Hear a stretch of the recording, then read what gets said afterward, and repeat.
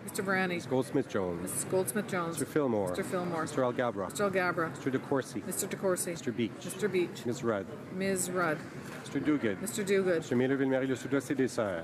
Mr. Miller, Ville-Marie, Le Sud-Ouest, Ville-des-Sœurs. Mr. Lamoureux. Mr. Lamoureux. Mr. McKinnon-Gatineau. Mr. McKinnon-Gatineau. Mrs. McCrimmon. Mrs. McCrimmon. Mr. Lightbound. Mr. Lightbound. Mr. Vaughan. Mr. Vaughan. Mr. Medicino. Mr. Mendocino. Mr. Poisson. Mr. Poisson. Mrs. Lockhart. Mrs. Lockhart. Mr. Dhaliwal. Mr. Dhaliwal. Mr. Pescasolido. Mr. Pescasolido. Madame Mendez. Madame Mendez. Mr. Oliphant. Mr. Oliphant. Mr. Dubourg. Mr. Dubourg. Mr. Aldag. Mr. Aldag. Mr. Amos. Mr. Amos. Mr. Ananda Sangari. Mr. Anand Sangari. My right. Mr. Nault. Mr. Nault. Ms. Groh. Ms. Groh. Mr. Lauzon, Jean-Philippe La Petite Nation. Mr. Lauzon, Argenteuil, La Petite Nation. Mrs. Romanado. Mrs. Romanado. Mr. Blair. Mr. Blair. Mr. Holland. Mr. Holland. Mr. Casey Charlottetown. Mr. Casey Charlottetown. Mr. Leslie. Mr. Leslie. Ms. Gould. Ms. Gould. Mr. Carr. Mr. Carr. Ms. Monsef. Ms. Monsef. Mr. Rodriguez. Mr. Rodriguez. Mr. Soey. Mr. Soey. Mr. Garneau. Mr. Garneau. Ms. Duncan Etobicoke North. Ms. Duncan Etobicoke North. Mr. Duclos. Mr. Duclos. Ms. Murray. Ms. Murray. Ms. Cara. Ms. Cara. Mrs. Cesar Chavan. Mrs. Cesar Chavan. Mr. Cormier. Mr. Cormier. Mr. Lametti. Mr. Lametti. Mr. Cuzner. Mr. Cuzner. Ms. Jones. Ms. Jones. Mr. Rusnak. Mr. Rusnak. Mr. Eiking. Mr. Eiking. Mr. Bagnall. Mr. Bagnall. Mr. Paradis. Mr. Paradis. Mr. McGinty. Mr. McGinty. Mr. Scarpellegio. Mr. Scarpellegio. Premier rangé à ma droite. First row at my right. Mr. Hare. Mr. O'Regan. Mr. O'Regan. Mr. Sargent. Mr. Sargent. Ms. Pettipas-Taylor. Ms. Pettipas-Taylor. Mr. Goodale. Mr. Goodale. Madame Joly. Madame Joly. Mr. Champagne. Mr. Champagne. Ms. Freeland. Ms. Freeland. Ms. Chager. Ms. Chager. Mr. Trudeau. Mr. Trudeau. Ms. Quattro. Ms. Qualtrough. Mr. Bryson. Mr. Bryson. Ms. Wilson-Raybould. Ms. Wilson-Raybould. Madame Le Boutillier. Madame Le Boutier. Madame Bibeau. Madame Bibeau. Mr. Hussain. Mr. Hussain. Ms. McKenna. Ms. McKenna. Ms. Haidu. Ms. Haidu. Ms. Bennett. Ms. Bennett. Mrs. Philpott. Mrs. Philpott. Ms. Mahichuk. Ms. Mahichuk. Mr. Casey Cumberland Colchester. Mr. Casey Cumberland Colchester. Mr. McKay. Mr. McKay. Fine. All those at my left opposed to the motion will please rise. Fifth row. Fourth row at my left. Third row at my left. Second row at my left. First row at my left. All those at my right opposed to the motion will please rise. Fifth row. Fourth row at my left, at my right. Third row at my right. Second row at my right. First row at my right.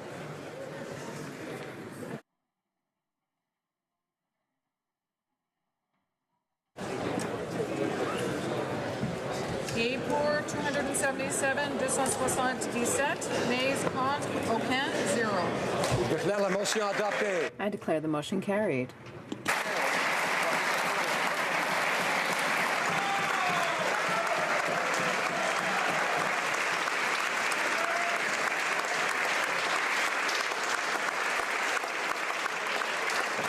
It being 6:54, the House will now proceed to the consideration of private members' business as listed on today's order paper.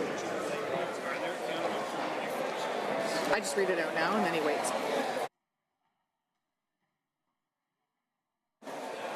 Order of the day, private members' business. Commencement du débat en deuxième lecture. Beginning debate at second reading of Bill C-343, an act respecting the Federal Ombudsman for Victims of Criminal Acts.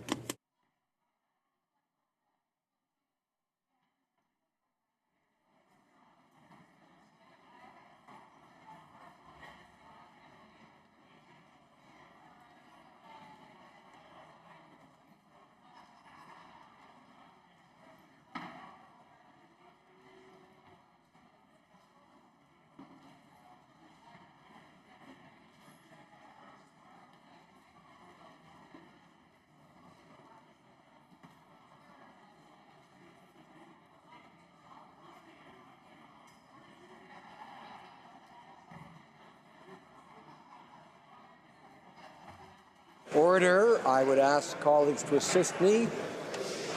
Thank you. Even before I ask. That's great.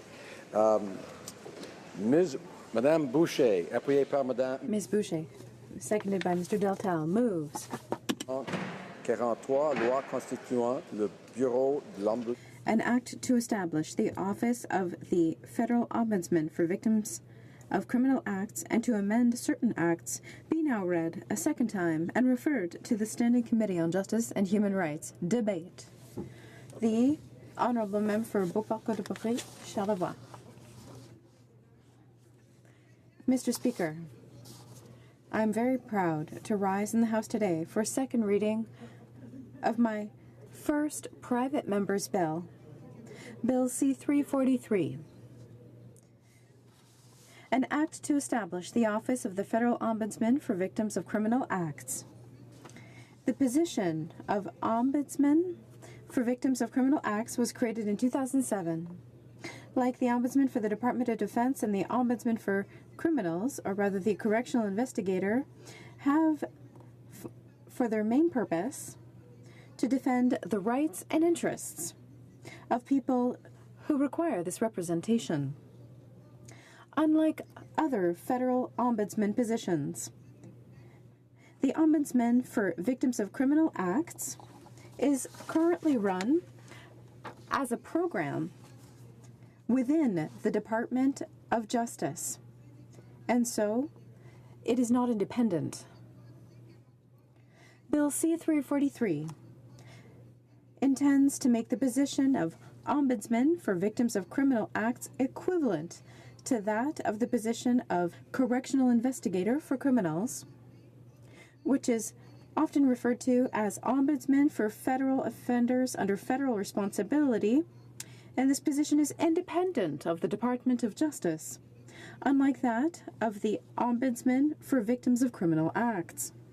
Currently, as this position is not independent from the Department of Justice, the Ombudsman for Victims of Criminal Acts must make annual reports and table them to the Department rather than before Parliament. That means that if the Ombudsman of Victims of Criminal Acts makes a recommendation or a critique in the report that is not favorable to the Department of Justice, it can be withdrawn from the report at any time, and this would circumvent one of the main reasons for being of the Ombudsman of Victims, which is to be their voice and to represent their rights and their interests. For the victims of criminal acts, having a voice and representation that is fair and just before the Department of Justice is indispensable for their healing process. This healing is often difficult to achieve because after going through a horrible trauma, which is unbelievably difficult to survive, victims too often must fight to have their rights recognized in every step that they must go through or be subjected to. From reporting a crime to testifying during a trial, from having to understand and learn legal jargon, from having to challenge a decision to getting a multitude of forms that must be filled out correctly just to be entitled to receive information. The road is long. It is very arduous, and all this during a period of recovery and healing. As the function of Ombudsman has significantly changed since it was established in 2007, namely with the adoption of the Canadian Victims' Bill of Rights in 2015, it means that for victims of criminal acts, their rights must be upheld, and if they are not, the Ombudsman for victims of criminal acts must be able to represent them adequately and, above all, independently from the Department of Justice, especially when a problem arises and that it is directly connected to this same department. The rights of victims of criminal acts fall under 4 pillars in the Charter: the right to information, the right to protection, the right to participation, and the right to restitution. It is important that the Canadian Victims' Bill of Rights be updated in order to make the Ombudsman for Victims an independent officer of Parliament charged with criticizing and monitoring. For victims of criminal acts, having their rights respected independently is a question of survival. In Canada, our justice system must be fair in all of the domains in which it is applied. The rights of victims of criminal acts should be equal to the rights of criminals, and the positions of ombudsmen should also be equal in terms of their level of independence.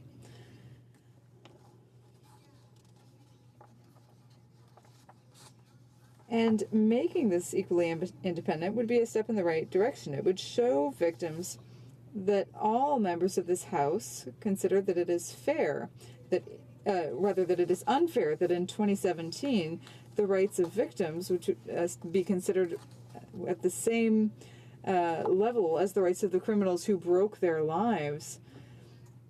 And so we need to take the necessary steps to get there. For victims, Bill C-343 would recognize the independence of the federal ombudsman for victims of criminal acts before the Department of Justice, and this is really essential for all victims. Victims would better be able to defend their rights and interests when they table complaints, or file complaints rather, against federal departments, including the Federal Department of Justice.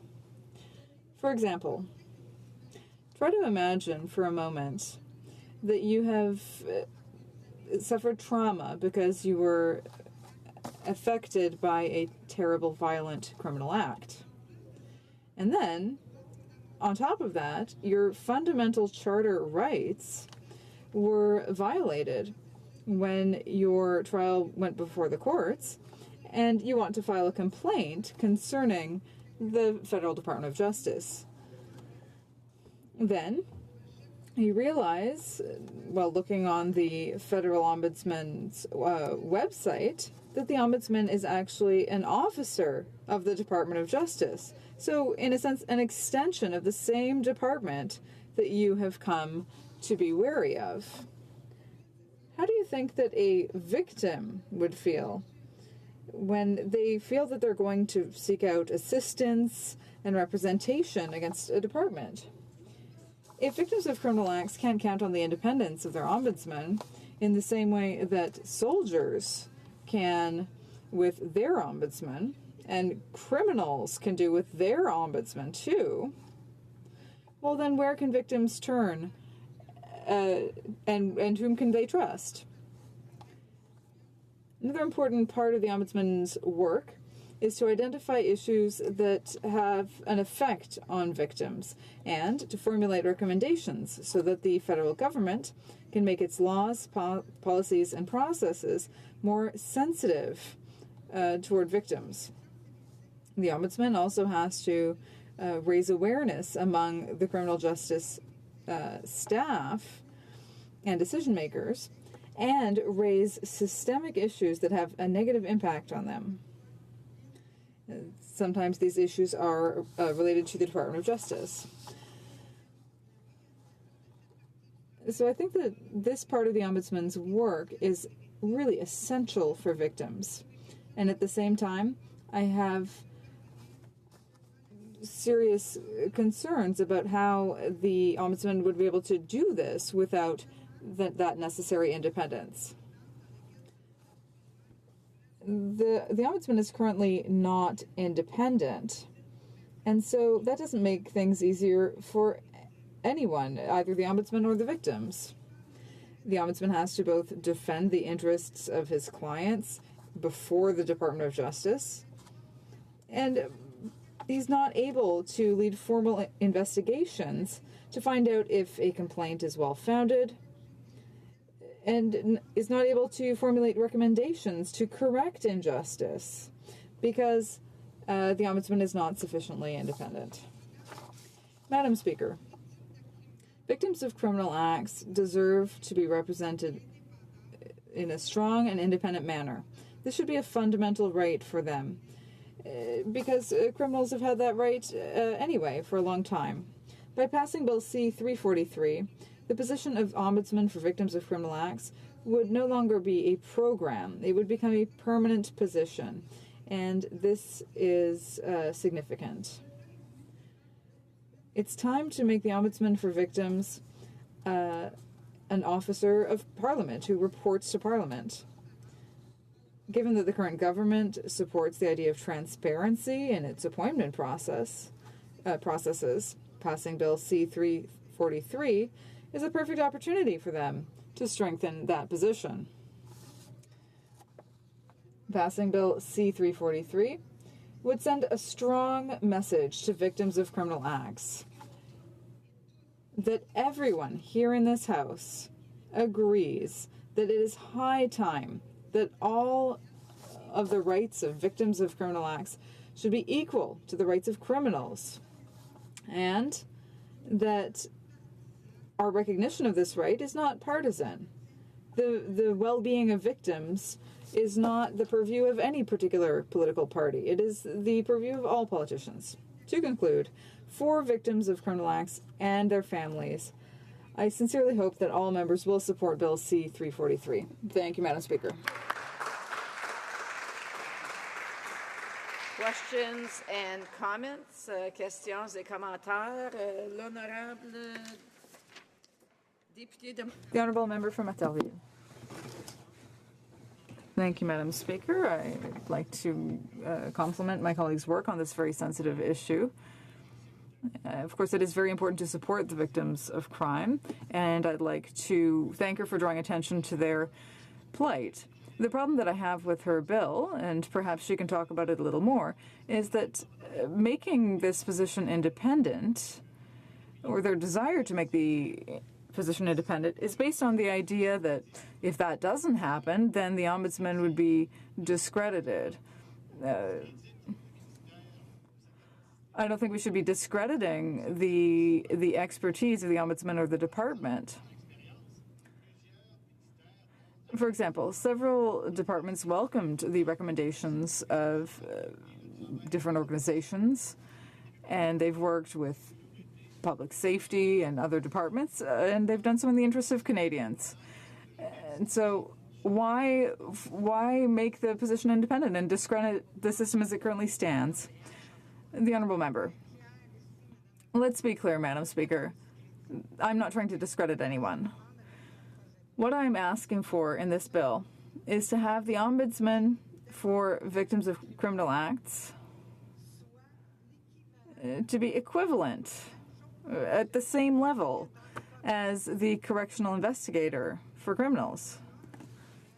We have an Ombudsman who represents criminals, who is independent of the Department of Justice. So I'm just asking that the Ombudsman for the victims would have that same independence. Now imagine you're a woman or a young man who is the victim of a violent act. How can you defend both sides? I would want this Ombudsman to be accountable to Parliament, not only to the department. When a complaint is filed, the Ombudsman needs to be able to say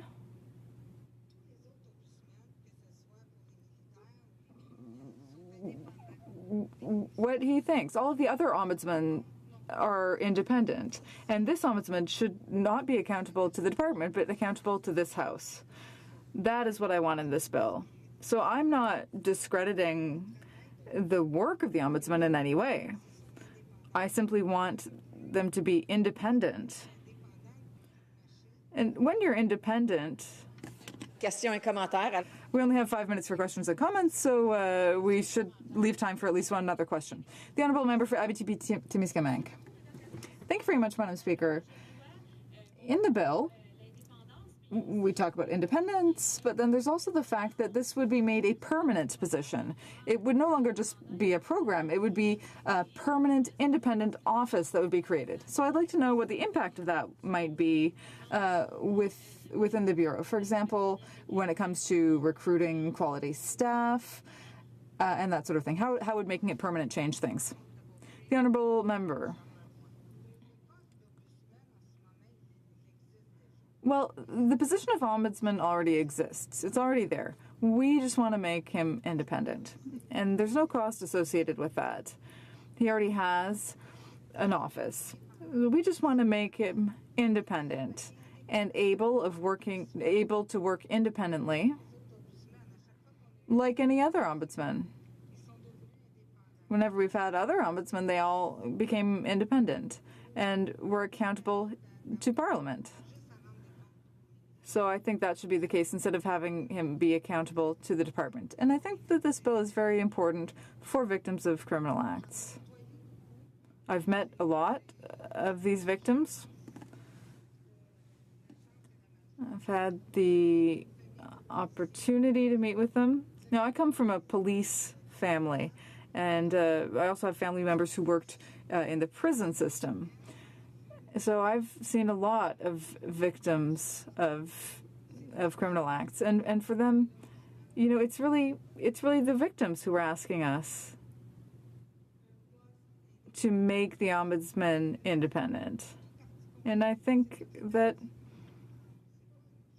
this really isn't a partisan issue. Regardless of the government in power, I think this position should be independent. And I think he should have the opportunity to defend the interests of victims. Please, the débat. The Honourable Parliamentary Secretary to the Minister of Justice and Attorney General. Merci, Madame la Présidente. Thank you, Madam Speaker. I want to start by complimenting my colleague on all of her hard work on this bill. I'm pleased to be able to speak about Bill C-343, an act respecting the federal ombudsman for victims of criminal acts. This is a bill that has been sponsored by the member for Beauport, Côte-de-Beaupré, Île-d'Orléans, Charlevoix, Quebec. The bill seeks to establish a new office for the Federal Ombudsman for Victims of Criminal Acts. As I'm sure members know, there is already an office of the Federal Ombudsman for Victims of Crime. It was created in 2007, and since 2010, Sue O'Sullivan has very capably undertaken the role of the Federal Ombudsman for Victims of Crime. The new office proposed by Bill C-343 would entail a drastic expansion of the role, mandate, and powers of the Federal Ombudsman for Victims of Crime. While I support the need for a federal office for victims of crime, I cannot support the new office proposed by the bill for the following three reasons. Resources beyond those currently provided in order to establish a new department for the Victims Ombudsman. This issue was raised on a point of order by the Parliamentary Secretary to the Leader of the Government in the House of Commons on May 12, 2017, who reminded us that Section 54 of the Constitution requires that bills that appropriate any part of the public revenue must be recommended to the House of Commons by the Governor-General. Standing Order 79 Sub 1 similarly prohibits the House from passing any bill that requires the appropriation of funds without the support of the Governor-General. He also noted at the time that the bill attempts to circumvent the requirement for a royal recommendation by tying it to a coming into force clause. Bill C-343 would establish a new office which, according to precedent, may require royal recommendation. The second reason, unfortunately, I cannot support this bill is that it would make the Federal Victims Ombudsman an agent of Parliament. Agents of Parliament, Madam Speaker, have broad powers that they are able to exercise at their own discretion. They do not require the approval of parliamentarians for their actions, and there is no avenue for members of Parliament or senators to direct their activities. There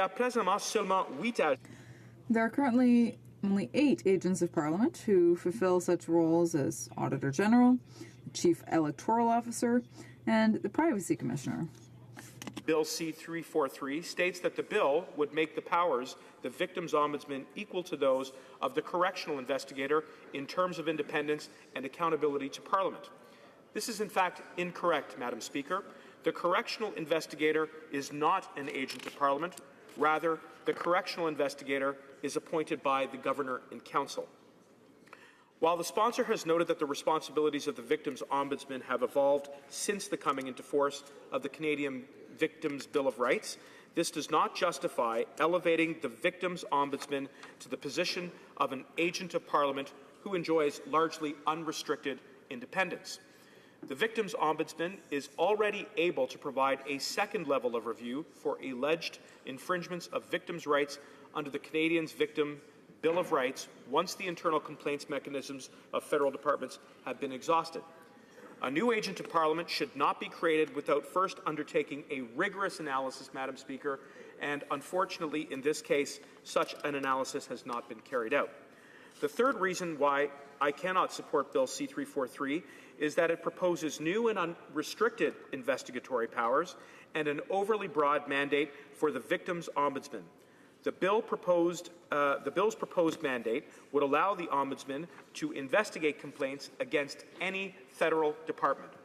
The Ombudsman current mandate allows for investigations of complaints related to the Corrections and Conditional Release Act, or CCRA as it is known, and the Canadian Victims' Bill of Rights. This is in keeping with the limited number of statutes and programs for victims of crime at the federal level due to the constitutional division of powers. This is also in keeping with the powers of other ombudsmen. The overly broad mandate proposed by Bill C-343 raises concerns regarding an overlap between the mandate and duties of the Victims' Ombudsman and other federal ombudsmen or oversight bodies. For example, the Canadian Armed Forces has its own ombudsman. Similarly, the Victims' Ombudsman currently does not have the authority to review complaints regarding the RCMP, as this is the responsibility of the Civilian Review and Complaints Commission. It would be unwise to create a regime that could undercut or interfere with other oversight bodies which already exist. As I mentioned, the bill's sponsor states that Bill C-343 is modeled on the correctional investigator who was responsible for investigating and addressing complaints of federally incarcerated offenders. The investigatory powers granted to the correctional investigator are necessary due to the nature of the complaints being investigated, which can include allegations of mistreatment and human rights violations. The need for such broad investigatory powers does not exist for the Victims' Ombudsman, who operates in a substantially different context. The role of the Victims' Ombudsman is closer to that of other federal ombudsmen, such as the Veterans' Ombudsman, who does not have the power to compel documents or sworn testimony. Madame la Présidente, notre gouvernement... Madam Speaker, our government is committed to a criminal justice system that keeps communities safe, respects victims, protects victims, and holds offenders to account. Our government's ongoing support for the Victims' Ombudsman is one such example of this commitment. However, I cannot support this private member's bill for the significant substantive and procedural reasons that I have just highlighted. Changes to the Ombudsman mandate should be informed by evidence rather than speculation, and I am not aware of any evidence such as an evaluation of the Office of the Victims' Ombudsman that demonstrates any shortcomings in the current mandate of the Ombudsman or that officer's ability to carry them out. In fact, as the numerous reports released by the Ombudsman Office shows, the Ombudsman mandate has allowed for a broad range of work in the criminal justice and correction systems in order to effect change for victims of crime since the office was first established in 2007. D'autant plus, je ne dispose d'aucun... I am also unaware of any evidence supporting the need to grant the Ombudsman the additional discretion and independence that comes with an agent of Parliament position. Also unaware of any evidence supporting the need to grant the Ombudsman the additional discretion and independence that comes with an agent of Parliament position. An evaluation of the Office of the Victims' Ombudsman would allow for a measured consideration of the need for changes to the Ombudsman mandate and powers.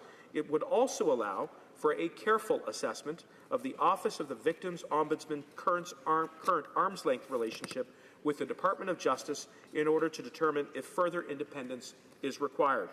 In the absence of an evaluation of the current office, there is insufficient evidence to support a broad expansion of the Ombudsman's mandate as proposed in this bill. And so for all of those reasons, in spite of all of the work of my honourable colleague, which I began by commending at the outset of my remarks, unfortunately, we on this side are not able to support it, and I would encourage all my colleagues to vote the bill down. Merci, Madame la Présidente. Thank you, Madam Speaker. Reprise de débat. Honorable député. The honourable member for Abitibi-Témiscamingue. Merci beaucoup, Madame la Présidente. Well, thank you very much, Madam Speaker, and I'm very pleased to have this opportunity to speak to the bill because I think that the issue of victims of crime is an important one. My colleague from the Quebec City region has put this forth, and at present, as was pointed out, the Ombudsman's Office is a program that falls under the Department of Justice. My colleague's bill will turn it into an independent body. It won't simply be a program at the Department of Justice. We'll see greater independence, and I think that is a good idea, especially because the Ombudsman may be called upon to be critical of the Department of Justice, and the Ombudsman will be in a position to do so adequately. So I think this is a good bill, and for that reason it warrants going to committee. Now, perhaps there may be other repercussions, but at committee I believe that we'll be able to cover off the issues, and I hope that it will make it to committee. It's important for there to be greater independence for the Office of the Ombudsman. That will facilitate access for victims to federal services and programs. And by delving more deeply into this bill, we will be able to fulfill that objective and to enhance it through potential amendments, if required. Another important aspect for victims is that all too often Indigenous victims are forgotten about. And more independent Office of the Ombudsman would be better suited for addressing Indigenous issues. Oftentimes the communities are very isolated, farther away. It's impossible or more difficult to go to the courthouse to get additional information. They need to obtain information by phone, on the internet, in a language that's not their first language. So I think that it's important to draw attention to the situation that Indigenous victims often find themselves in. Oftentimes, the criminal as such will receive assistance if he or she doesn't have financial means, yet the victim will have to run after information to fight, to understand what's happening, and may well feel left out. Now, when we look at the mess surrounding the missing and murdered Indigenous women and girls, well, I can understand that Indigenous victims are concerned. They have concerns. So it would be good to have a more independent Ombudsman's office that will make it possible to put forth recommendations so that those women can obtain better services, and so that people can have a better understanding of the communities. If someone lives in Weshki-Manish or EU or in Kuujjuaq, small communities, and I can assure you that there are no courthouses in those locations, victim services aren't located in our communities. And oftentimes, if someone is a victim of a crime committed locally, a person may well be living in close proximity to someone who committed the act. It's even more difficult for victims in those communities. If they wanted to have more intimacy, be farther separated, it's even more difficult because of the location. And the Ombudsman could look into issues like that, services offered to Indigenous victims in these more isolated communities. With greater independence, the Ombudsman wouldn't be afraid to put forth recommendations that would call for swift action by the department, which is perhaps more difficult when the office isn't, or because the office isn't independent. And these measures could help to improve the lives of women living in the North, men as well who are victims of crime. And I think that when we look at the Jordan case, where criminals are released with nothing having been done, this brings me back to the issue of the North, where the situation is more complex. So it's important to have a more effective and efficient Ombudsman who is independent.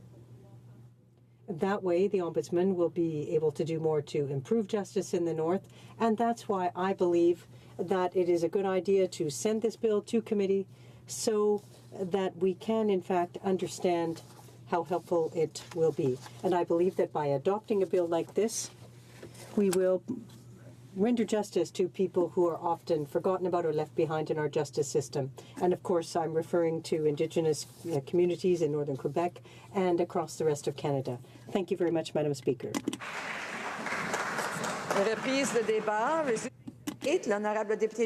The Honourable Member for Louis Saint Laurent. Thank you very much, Madam Speaker. What pleasure and privilege to speak to this bill, tabled by the very committed and patient member for Beauport, Côte-de-Beaupré, Île-d'Orléans, Charlevoix. I'll have an opportunity towards the end of my remarks to cover off some of the circumstances surrounding the bill, but also the members' commitment. Now, Madam Speaker, Bill C-343 is designed to create an Office of the Ombudsman for victims of crime. Now, there's a principle of justice that exists, and it's not written in any law book or criminal code or bill, but it says that justice must be rendered, but there must also be an appearance of justice. And that is exactly what this bill is designed to achieve. Because, Mr. Speaker, or Madam Speaker, rather, we have seen that since 2007, the Ombudsman, or the position of Ombudsman of victims of crime, exists. But as the member pointed out, the person is honorable and does a serious professional job, but unfortunately, there's a conflict of interest. Why? Because the current Office of the Ombudsman falls under the purview of the Minister of Justice, the Department of Justice. So victims of crime, Madam Speaker, given the situation, the difficult situation they're facing, may have grievances against the Department of Justice. So the Ombudsman, despite all goodwill, rigor and professionalism, quality, ends up in a position of conflict of interest when determining whether or not the Department of Justice has done a good or bad job in dealing with a victim of crime. So essentially, this is the spirit behind the member's bill, and what a debate it is, because this bill is designed to ensure the independence of the Ombudsman from all levels of government or level of involvement where the victim may be involved. So, Madam Speaker, it's as if we were to say that the Ombudsman fell under the judges. Well, that wouldn't work, Madam Speaker, because there would be a conflict of interest there as well. Or if the Ombudsman were to fall under the Crown Prosecutors or the Defense Counsel, that wouldn't be better. Or to have the Ombudsman falling under the prison system. No, that makes no sense either. The Ombudsman is there to protect victims of crime and must be fully independent. When I was made aware of the bill, standing in the name of the member for Beauport, Côte-de-Beaupré, Île-d'Orléans, Charlevoix, what surprised me was, isn't it like that already? How is that? Why is the person who's there to protect victims of crime not independent? So that's the wisdom behind this bill. It brings into force a fundamental principle that must exist, the principle of independence. It must be preserved, and this bill not only preserves it, but literally entrenches it into the profession. And first and foremost takes into account victims of crime. Now, the member explained the 4 pillars that the Victims' Charter of Rights is based on: the right to information, protection, participation, and restitution. Those 4 pillars are clearly entrenched in the Act and enable victims to obtain relevant information when they need to turn to the Ombudsman to obtain the necessary protection. And, Madam Speaker, we must admit that anyone who has been in contact with a victim of a criminal act, well, the first thing they ask for is protection, because they've already been subjected to a crime They don't want that to happen again, either through the system or, what's worse, by the person or the institution that was responsible for the criminal act. That's why that pillar is fully preserved and protected in the bill. Now, participation of the victim in the process, and of course the issue of restitution. Although it is subjective, I think that explains why we need to have an office that rigorously and independently administers all requests for restitution from victims of crime. And in 2007, Madam Speaker, when the legislature decided to put forth legislation, well, it was in its infancy, in the beginning, and over time, it's become important to adjust it. But with all due respect, when I listen to the arguments made by the government side, it makes me a bit suspicious. They say that it will have negatively impacted the current ombudsman. And no, it's to give more teeth or more power or influence to the ombudsman, who is there to protect victims of crime, and above all, to ensure his or her independence. That is a fundamental principle. Now, will that lead to additional expenditures as raised by the government? Not at all. Because, Madam Speaker, the ombudsman has a team in a budget. There's a $300-some-odd billion budget. They can come up with funds for the current position of ombudsman for victims of crime. So the people who are already in those positions are doing a good job. Now, they're not independent because they come under the purview of the Department of Justice, but they just need to be set up in a different office, in a separate office. And it won't cost much just to change the sign. And jokes aside, Madam Speaker, it's not an issue of money that we should be concerned with. Now, without getting off track, but my goodness, Madam Speaker, is this the same Liberal government, and now they're being cautious about expenditures? When their budget is, 90% higher than they thought, and they're not going to balance the budget, now all of a sudden they're concerned about expenditures? Let's be careful here, Madam Speaker. So for all of these reasons, we believe that this bill should go through committee, examined clause by clause, which is part of the exercise. As I said from the outset, it's with a great deal of emotion that I support this bill, and with the privilege of knowing the sponsor of this bill, the member for Beauport, Côte-de-Beaupré, Île-d'Orléans, Charlevoix. I think I've said her riding 5 times, and I haven't put all the cities in the right order each time, but at any rate, I know it starts with Beauport and it ends with Charlevoix, or vice versa. But the member was elected for the first time in 2006. I was a journalist at the time, and I covered the federal election back in the day, and we'll all remember that it was in the basement of a restaurant that is in the Louis Saint-Laurent, in that riding now, and I see this woman, this brave woman who I'd met on the trail, the election trail, with her leader, the Right Honourable Stephen Harper, with the member for Lévis-Bellechasse, who's the member for Lévis-Lotbinière, the member for Beauce, and they were all happy to savor the victory. And I'll always remember, Madam Speaker, the woman who was sitting there at a table with 3 or 4 people, and she'd just been elected.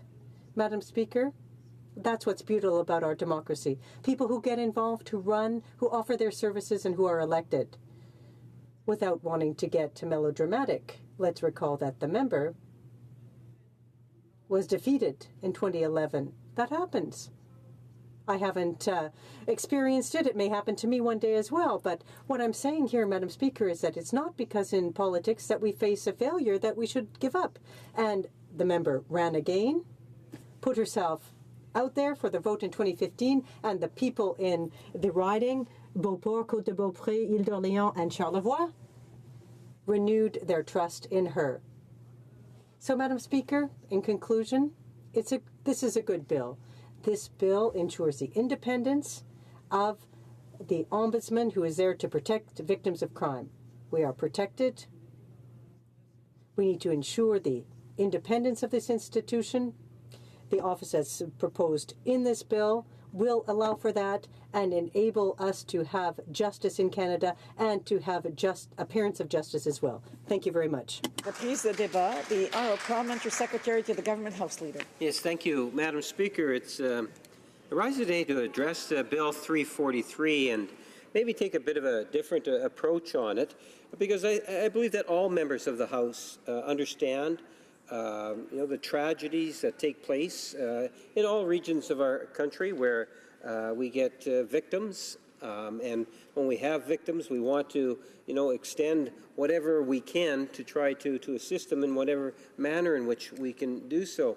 I know for a number of years, when I was sitting in opposition, I would often talk about victims and understanding that when there is an offense that takes place, that there does need to be a consequence to an offense, and we have to be very much sensitive to victims. I served for many years as a chair for the Keewatin Youth Justice Committee, where we met as a committee to deal with young offenders in the communities in which we represented in a volunteer capacity. And one of the things that sparked a great deal of interest was the issue of how it is that we can assist victims. And we had great discussions in regards to restorative justice, believing that restorative justice was one of the ways in which we could do that. You bring the victim and the individual that has committed the offense together and try to build some sort of a consensus as to what kind of consequence should that youth have to play in order to make that victim feel that there has been some justice. And even though we really didn't get too heavily involved in that area, there was a great desire to pursue it. So when I have the opportunity to be able to address issues of this nature, I've always liked to highlight the fact that there's different ways in which we can work with and support victims, understanding and appreciate in many ways some of the things that victims have to go through. So I do have a great deal of sympathy and in dealing with these types of issues. I also recall that, we should be looking at ways in which we can prevent victims from becoming victims in the first place. And you can do that through different types of programs and promotions and getting, and I just use just as an example, young people more involved in different types of programs.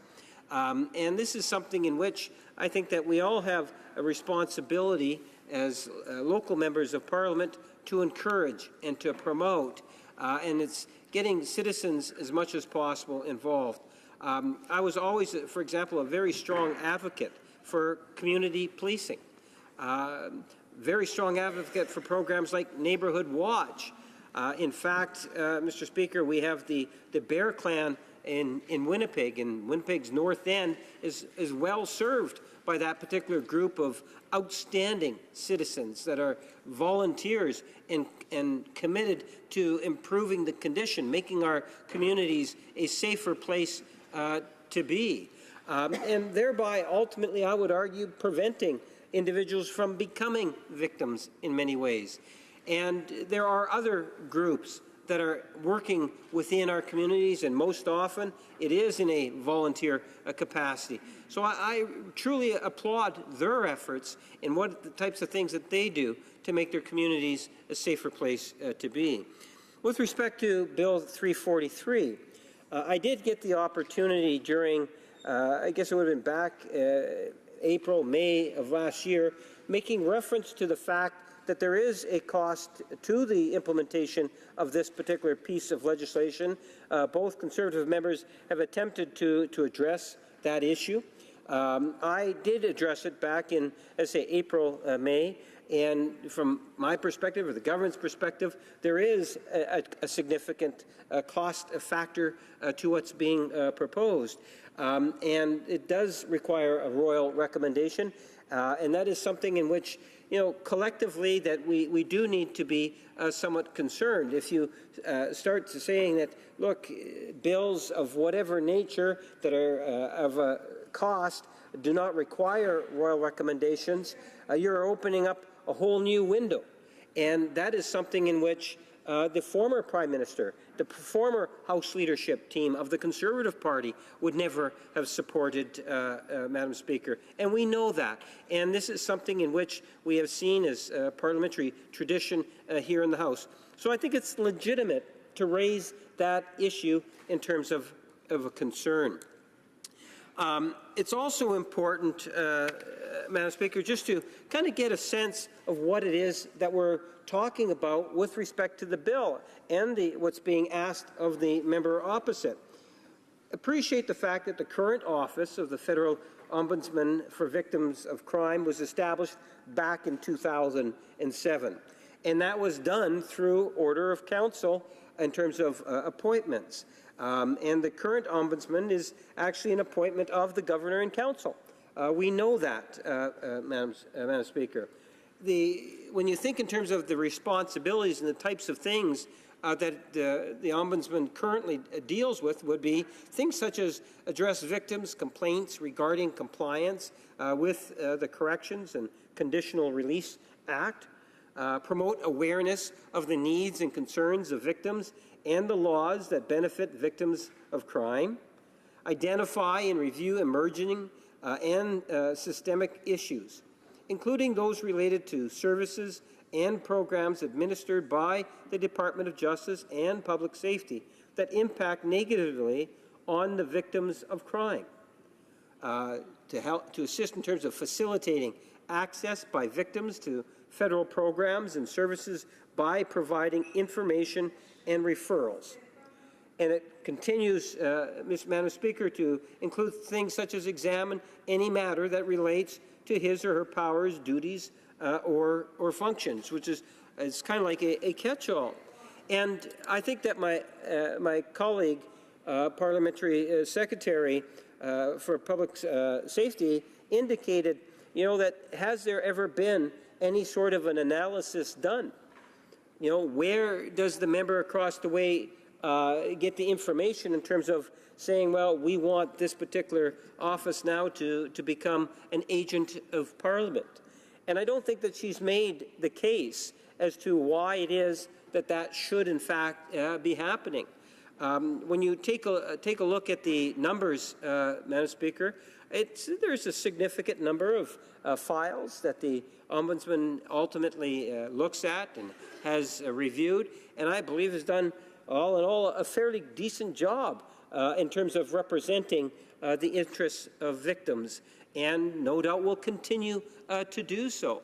But I don't believe that there has been an argument in terms of why it is that it should, in fact, become an agent of Parliament. If given the fact that it's been there for almost a decade, yet there has never, from what I understand, been any thorough analysis or report or ask in terms of this is the direction that particular office needs to move, I think that is something that would definitely be warranted before we want to be able to move forward.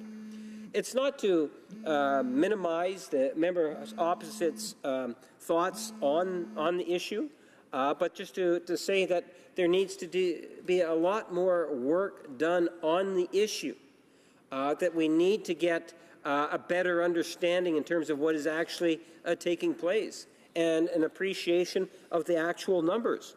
It's been pointed out in regards to the correctional investigator. There's other ombudsman's offices that are out there. And what about the potential in terms of crossover of responsibilities?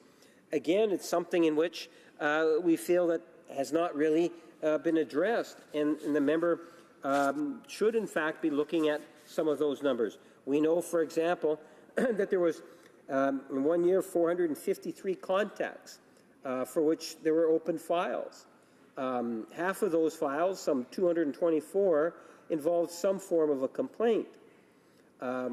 we take a look at the Office of the Correctional Investigator, where there was a respondent to 25,600 contacts, I should say. Over 6,500 complaints from federal offenders, and conducted over 2,000 offender interviews. I think it's really important that we get a better understanding in terms of the role that the individual or the member across the way is somewhat envisioning. But for now, I believe it's best that maybe we not see the bill go further, but rather the member give it consideration. Unfortunately, the time is up. Resuming debate, reprise de débat, l'honorable député de Lévis. The Honourable Member for Lévis-Lobinière. Thank you, Madam Speaker. I'm very pleased to rise this evening in this place for second reading of this private member's bill, Bill C-343, from my colleague for Beauport, with whom I had the pleasure, honor, and privilege of working with since 2006. It is to her honor that she selected the Act for the Office of the Federal Ombudsman for Victims of Criminal Acts. The position was created in 2007 by the former Conservative government, which, every weekend, and I hear people expressing this with nostalgia, saying what a great government it was.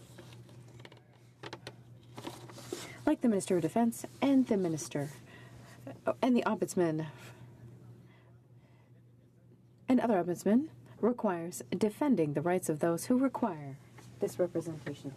Unlike other positions, the position of ombudsman for the victims of criminal acts is run by the Department of Justice of Canada and is therefore not independent.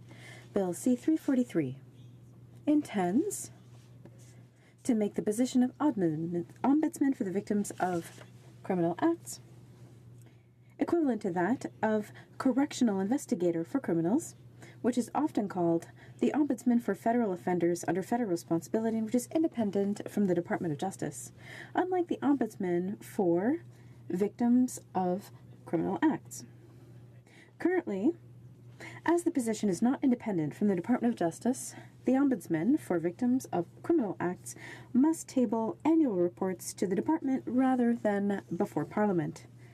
That means that if the Ombudsman for the victims of criminal acts raises a recommendation or critique in the report that is not favorable to the Department of Justice, the Department may withdraw it from the report at any time and therefore directly circumvent one of the main reasons for being of the Ombudsman for victims, which is to be their voice and to represent their rights and interests here in our country.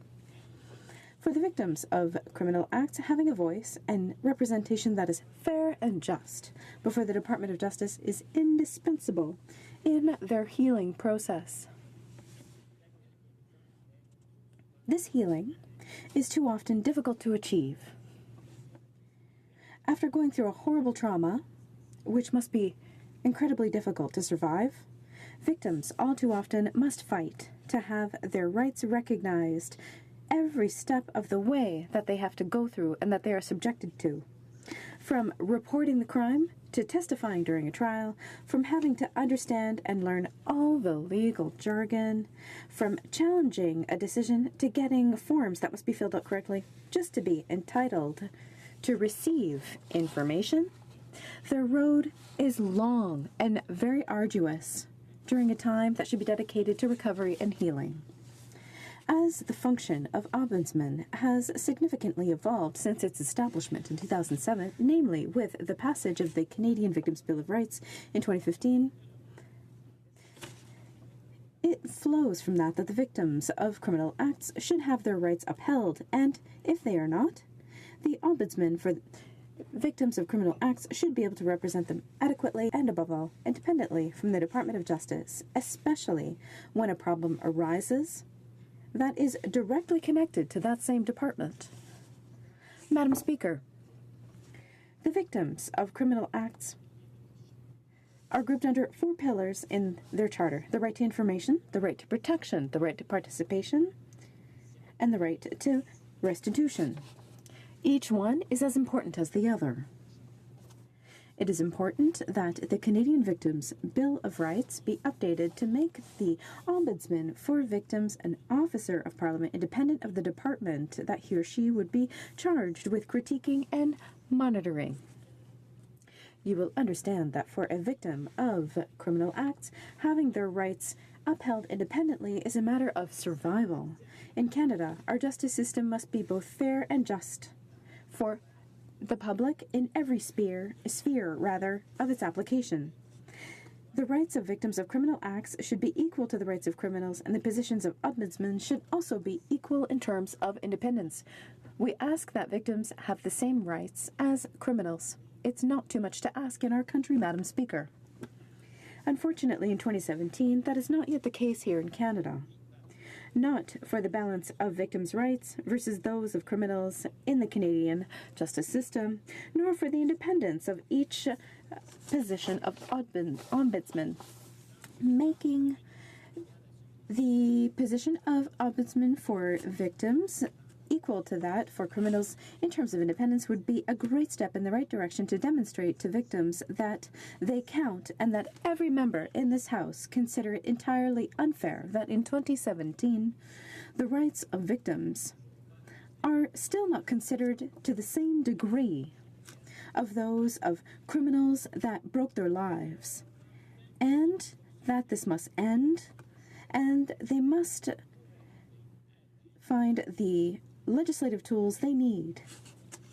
For victims, passing Bill C-343 would recognize in an independent act the Ombudsman for the victims of criminal acts from the Department of Justice. That is extremely important. They can better defend their rights and interests when victims make complaints against federal departments, namely the Department of Justice at the federal level. For example, just try to imagine, for a moment, being subjected to serious trauma because you have been hard hit by a violent criminal act. And then to have your fundamental rights, part of the Canadian Charter of Victims' Rights, being violated during your time before the court, and that you have to table a complaint about the Department of Justice. And then, when you research the website for the Federal Ombudsman for Victims of Criminal Acts, you learn that this position means that they are in fact an officer of the Department of Justice and therefore an extension, whether the right or the left arm, of the very same department that you have come to be wary of. How do you think that a victim could feel when they thought they could get a bit of help, real representation before the department? If the victims of criminal acts cannot count on the independence of their ombudsman, the same way that soldiers can do with their ombudsman, and the same way that criminals can also do with their own ombudsman, to whom will these victims be able to turn to? Who can they trust? Furthermore, a very significant part of the work of an ombudsman has to do with really targeting the questions or issues that have an impact on the victims of criminal acts, and to make recommendations for the federal government to make its laws, its policies, and processes more sensitive to victims. The ombudsman must also create awareness among personnel in the criminal justice system and decision makers, and make them aware of the needs of victims in order to also target systemic issues that can have negative impacts on them that sometimes are created by the Department of Justice itself. I'm very sorry to disrupt the member, but we have come to the end of our time. The member had just over a minute left at the end of his speech. Of private members' business has now expired, and the order is dropped to the bottom of the order of precedence on the order paper. Order. At this time, pursuant to Section 38 of the Standing Orders, a motion to adjourn the House has been deemed moved. The motion is that the House do now adjourn. Nose Hill. Madam Speaker. Earlier this year, we received news that Saudi Arabia had been voted on to the United Nations committee that is charged with promoting and furthering the rights of women. And certainly, I think anybody in this House would be hard-pressed to defend Saudi Arabia as a champion of women's rights. And certainly I think a lot of people across political spectrum in the House sort of raised their eyebrows, and rightly so, at that decision. So my question tonight is this. You know, we just saw the 72nd Assembly of the United Nations General Assembly occur in New York about 2 weeks ago, and the new Secretary General in his speech spoke about the need for reforming the United Nations. Certainly there's been issues that we've been tasked with or charged with here in the House of Commons. Certainly near and dear to my heart is the global response to the Yazidi genocide. There was a lot of, it took many, many months for the House and the government and the Department of Immigration to be in a position to respond to the fact that Canada had not brought in any Yazidi genocide survivors, and even to this date the number's been very low.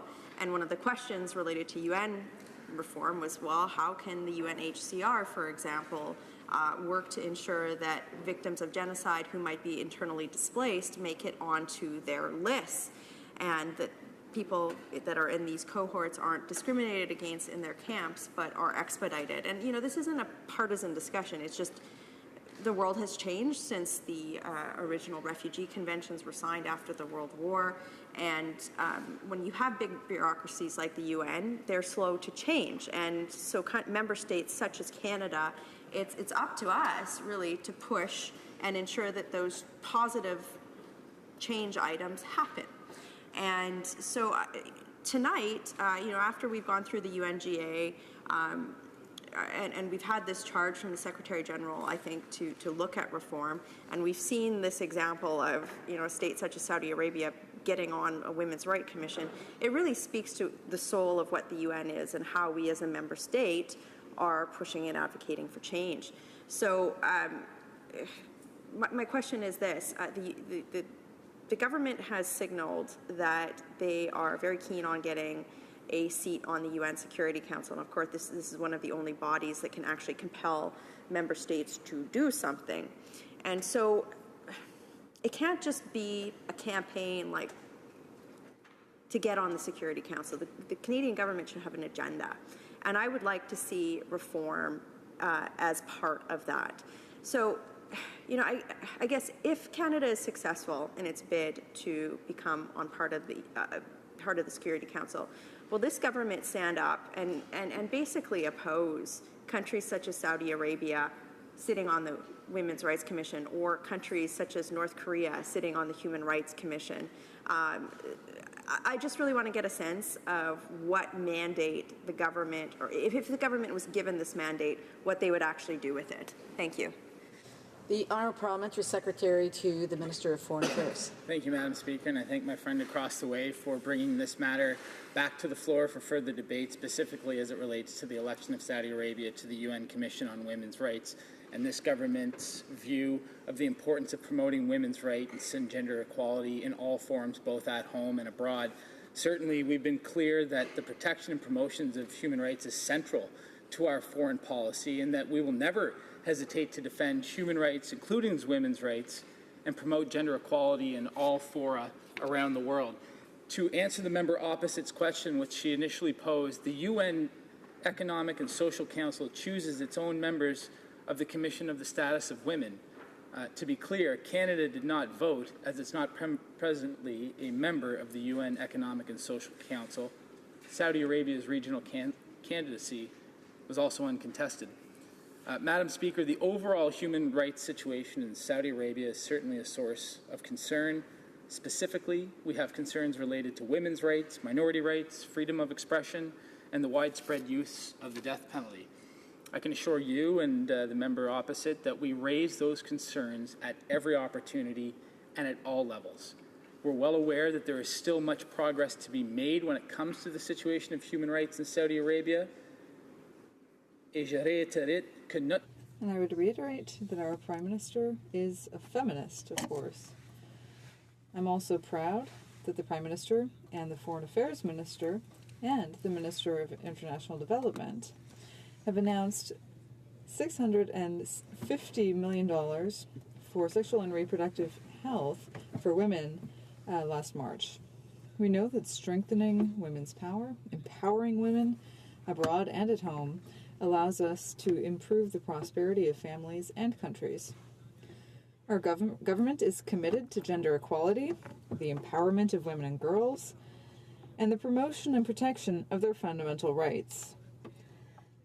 To attain gender equality, we need to change the unequal power dynamic, and we need to question social norms and stereotypes related to gender. That's why Canada is fully engaged in renewing its National Action Plan on Women, Peace, and Security. Speaker, as the member opposite cited, we are energetically pursuing a 2-year term on the UN Security Council, and we're seeking this seat because we want a safer and more prosperous world, and because it will allow us to share our Canadian values, including those of feminism and the promotion of the rights of women and girls. These rights, as I said, are core to our foreign policy. Now, it's clear that Saudi Arabia has many challenges to address its human rights record, but that's why we are committed to continue to make use of every opportunity to engage our Saudi counterparts to raise those concerns. In fact, that was the view of the honourable member's friend, the former Conservative Foreign Affairs Minister John Baird, and he said, and I quote, "Canada has an active partnership and a candid relationship with Saudi Arabia. We will maintain an ongoing, respectful dialogue with Saudi Arabia on a number of issues, including human rights," close quote. Canadian officials engage both bilaterally and through multilateral forums such as the UN General Assembly, the Human Rights Council, and the Commission of Status on the Status of Women, and we certainly will always stand up for the promotion of gender equality and women's rights as it relates to Saudi Arabia and all nations around the world. Thank you. The honourable member for Calgary-Nose Hill. Thank you, Madam Speaker. My colleague opposite talked about the government's commitment to ensuring the promotion of human rights around the world. Right now, within the United Nations, only 2% of its budget is actually allocated to human rights promotion activities. 2%. I was shocked when I heard that number from several leading human rights experts. There, I believe, is going to be an international campaign to reallocate some of the UN's budget towards specifically human rights promotion activities within the UN. I think this is something that's going to have huge international support. To reiterate, or to actually put some meat behind my colleague's assertion that the government stands up for human rights, will he commit the government to working in the UN to ensure that a greater percentage, at least doubling that amount of the budget, is reallocated to the UN specifically to human rights promotions? The Honourable Parliamentary Secretary to the Minister of Foreign Affairs. I look forward to working with my colleague as we pursue that UN Security Council seat. I think there is much that Canada has to offer, and no one side of the floor has a monopoly of what they can offer to the leadership that Canada can provide.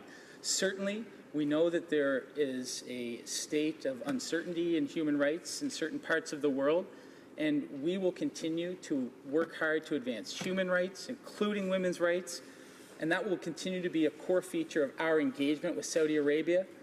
As Canadians are well aware, this government believes in engagement as opposed to creating distance between countries, and that's why we continue to be a champion of multilateral fora where, once again, we can espouse the Canadian values of gender equality, human rights, respect for the rule of law, and peaceful pluralism. Thanks very much, Madam Speaker. The honourable member for Kootenay-Columbia. Thank you, Madam Speaker. Much has changed since I asked my question about Bill C-7 last spring. The government accepted the Senate's amendments to the bill, and the legislation came into force last week. But the problems at the RCMP and at other federal law enforcement agencies across the country haven't changed at all. In my riding of Kootenay-Columbia, at least 2 of our detachments are at 50% of their full complement. Many others are short-staffed and are working with outdated equipment. Why is this so? Because under the previous Conservative government and continuing with the current Liberal government, budget cuts have been aimed squarely at RCMP members on the ground. The Conservatives even increased the amount RCMP officers had to pay for their medical benefits. In New Brunswick last week, we saw the RCMP itself convicted of failing to provide its members with the weapons and training needed when responding to an active shooter tragedy. That failure contributed to the loss of 3 officers and resulted in other officers being injured. The RCMP is losing members to provincial and municipal forces where they receive better pay, better equipment, and better treatment. It takes incredible commitment for any officer to stay with a force that cuts their benefits, won't keep up with critical equipment and training needs, or offer them the respect they so rightly deserve, and I thank them for their commitment. Under the passage of Bill C-7, the RCMP was the only police, until the passage of Bill C-7, the RCMP was the only police force in Canada to not be unionized, and even with the bill passing, RCMP members will be forbidden from taking their grievances to the Public Service Labour Relations Board, and they'll be forbidden from engaging in negotiating tactics such as strikes. Sadly, the lack of respect paid to our RCMP officers is not an isolated situation. I spoke recently about our border security officers who've been without a contract for more than 3 years and whom the government refuses to recognize as federal law enforcement officers. Canada's corrections officers have gone without a contract for almost 4 years. They were recently on Parliament Hill lobbying for treatment for post-traumatic stress disorder. The federal government, however, does not consider them to be first responders and won't require provinces to pay for the PTSD treatment where it is currently not offered. And right here, a few feet from where we were sitting in the House of Commons, officers of the Parliamentary Protected Service, those women and men who work to protect us and our visitors, are once again protesting the government's refusal to negotiate a new contract with them in good faith. Last spring, our parliamentary officers signed an agreement to back off on their quiet protests in exchange for fair negotiations. Oddly, that happened just in time for Canada's 150 celebrations here on the Hill. But the government now refuses to negotiate in good faith and are once again seeing these officers wearing green hats to protest their treatment. There is a crisis in federal law enforcement, Madam Speaker, a crisis made by successive Conservative and Liberal governments who refuse to honour all those officers who put their lives on the line for us every day. It is unacceptable to those officers, it is unacceptable to Canadians, and I would hope it is unacceptable to the members of this House and to the Minister of Public Safety and Emergency Preparedness. Thank you, Madam Speaker. The Honourable Parliamentary Secretary to the President of the Treasury Board. Thank you, Madam Speaker, and it's my pleasure to rise in this House and say a few words about Bill C-7. I appreciate the acknowledgement of the Member of Parliament from Kootenay, Columbia, that there were changes made to the original bill proposal, and that the amendments, that some of the amendments, the critical ones that were put forward by the Senate, were accepted and incorporated into the bill. And I also want to acknowledge the member for his staunch defense and support of first responders, including security officers on the Hill, who are people that protect and defend members of Parliament every day, and a very important part of our lives here as members of Parliament. So I'm pleased to say that this government, which inherited a collective bargaining situation in which there were many outstanding agreements that had not been signed, has now completed 85% of the public servants' collective agreements since we were elected as government, including that of the RCMP. On March 9th, Madam Speaker, the government introduced legislation to support the dedicated and proud members of Canada's National Police Service by providing them with a labour relations framework that gives them the respect that they deserve. And Bill C-7, which received royal assent on June 19th of this year, was a great step forward. It's a labour relations regime that takes into account the special circumstances of the RCMP and respects them as Canada's national police force. The legislation takes into account the operational integrity of the RCMP as a police organization, ensures alignment with the labour relations regime that applies to federal public service employees. This legislation respects the 2015 Supreme Court of Canada decision by providing RCMP members and reservists with the ability to pursue their interests through collective bargaining for the first time in Canada. Madam Speaker, there was much consultation with regular members of the RCMP and jurisdictions with RCMP Police Services Agreement in crafting this legislation. So I do want to express my gratitude to all members of the House of Commons and of the Senate who helped in the development of this bill. This bill gave us an important opportunity to further improve Canada's RCMP labour relations regime and to serve the men and women who benefit from it. This is a new era in the history of the RCMP. But now the RCMP members and reservists have the same collective bargaining rights as other police forces in Canada. Our national police force has a storied past in Canada. They deserve our respect. And with this bill, the RCMP also has a bright future ahead. Thank you. The honourable member for Kootenay-Columbia. Thank you, Madam Speaker, and I'd like to thank the member from Vancouver Quadra for her comments. We had the pleasure of working together under the provincial government when we both were with the province of BC some time ago. But I really am very concerned when I look at law enforcement across Canada and just see where things are at today. The RCMP's Yellow Stripe campaign, Border Services officers 3 years without a contract, corrections officers almost 4 years without a contract, and our own parliamentary officers currently starting their quiet protest over again by wearing green hats.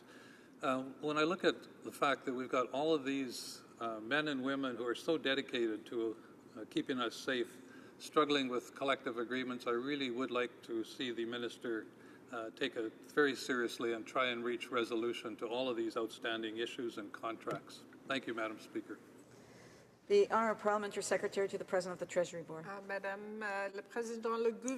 Madam Speaker, the government takes its responsibility of protecting the safety of Canadians seriously, and this is reflected in Bill C7. Our government has made huge steps forward in restoring a culture of respect for and within the civil service, the public service. We have rescinded some of the provisions that the previous government put in place that were essentially an attack on collective bargaining and on unions. And we have gone forward with collective agreements with 85% of public servants. We'll continue to work on that until we are complete, and we will always respect our first responders and do our very best on their behalf. Resuming debate, reprise de débat, the honourable member for Saanich Gulf Islands. Thank you, Madam Speaker. I rise in adjournment proceedings tonight to take up a question that I asked earlier this spring. It might be considered to have been somewhat stale dated by this point, but there are current issues of real importance related to the question that I asked of the Prime Minister back in the month of March. It was on the eve of the very important meeting of the Arctic Council that took place in Fairbanks, Alaska. It was the last meeting where the United States chaired the Arctic Council for a brief period when the Obama administration represented the United States in international affairs. It was very clear that we were making progress in, ironically, repairing the damage that Canada had done as chair under the previous Conservative government. Under Canada's chairmanship of or chairpersonship of the Arctic Council, climate change was ignored and shelved as an issue. And when chairmanship went from Canada to the U.S. under Obama, we began to see the focus that one would expect in a time of galloping climate change in the Arctic. It's critical to look at the impacts on not just the Arctic as a specific region, but the impacts for the planet of a warming Arctic. In any case, the question I put to the Prime Minister was, would Canada stand firmly with Nordic nations to ensure that the urgency of climate change and the commitment to the Paris Accord was reflected in the communique from the Arctic Council? And I have to say I'm very, very pleased. Canada did step up the Trump administration was somewhat sidelined. In the end, Secretary of State Rex Tillerson signed on to the joint declaration from the Arctic Council in Fairbanks, Alaska, in the spring to say that Paris Accord was critical, that parties were committed to climate action. In taking it up now, we now know that the next chair and currently in chairing the Arctic Council is the government of Finland, but we're increasingly getting the science of the urgency that we start asking questions about what is the Arctic we need to have to ensure that we can avoid catastrophic, indeed cataclysmic levels of climate change. This has to do with really asking questions about working backwards from the Paris target of ensuring that we don't go above 1.5 global average temperature, 1.5 degrees Celsius global average temperature increase over what it was before the Industrial Revolution, is specifically and urgently critical to the question of what kind of Arctic do we need to have for human civilization to survive.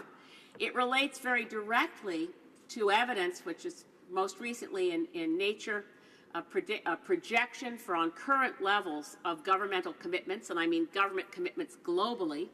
There's only a 5% chance that we will stick to 1.5. But for every degree of warming above where we are now, recent studies in Nature Climate Change predict that for every 1 degree C warming, we will see 1.5 million square miles of permafrost disappear. And every ounce of permafrost that disappears releases vast quantities of methane, which is 20 times more powerful unit for unit than carbon dioxide. In other words, if the world's permafrost melts, it's game over for humanity. I mean, it's stark, it's real.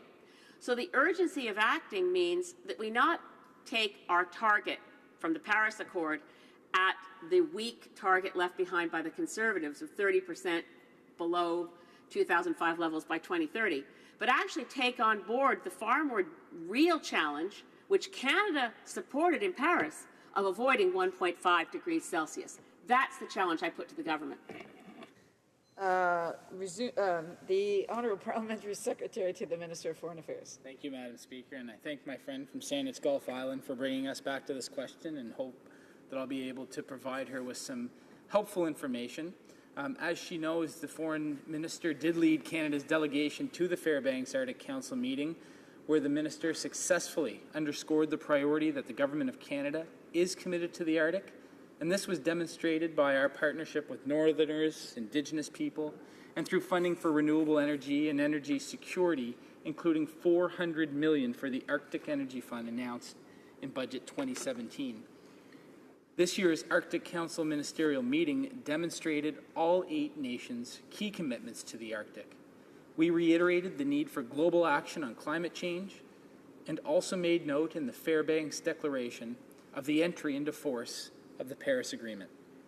Canada worked closely with all Arctic states and Indigenous peoples organizations at the Fairbanks meeting to ensure that all of our respective positions on the environment reflected this important fact. An agreement was reached among all 8 Arctic states to sign a ministerial declaration that notes the importance of the Paris Agreement on climate change, the need as well for global action to reduce both long-lived greenhouse gases and short-lived climate pollutants, and a reaffirmation of the United Nations Sustainable Development Goals. Madam Speaker, this was the first instrument agreed and signed by the current U.S. administration that contained a reference to the Paris Agreement. The Arctic Council ministers also adopted a report on the progress and recommendations for black carbon and methane reductions, and it included a goal to reduce black carbon emissions by 25 to 33% below 2013 levels by 2025. This is the first ever collective international goal on black carbon ever agreed, which will contribute to reducing greenhouse gas emissions. Additionally, Canada, along with the other Arctic states, signed an agreement on enhancing international Arctic scientific cooperation, which will help increase effectiveness and efficiency in the development of scientific knowledge about the region, as well as strengthen scientific cooperation in the Arctic, including at the Canadian High Arctic Research Station in Cambridge Bay, Nunavut. Canada knows that climate change has a powerful impact and that only international action will be able to fight climate change.